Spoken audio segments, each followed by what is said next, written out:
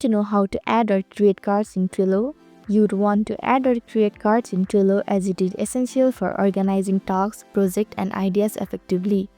Hello everyone, I'm Jasmine from Online Help Guide, and today I'll walk you through the process of how to add or create cards in Trello. It's pretty simple and quick, so let's get started with the video.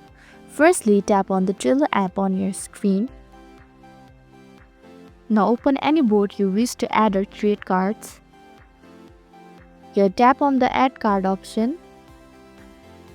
Now you will need to enter the card name. After writing the card name, tap on the tick option at the top right corner of your screen. Furthermore, to create a new card, tap on the Add List option. Here you will need to write the list name.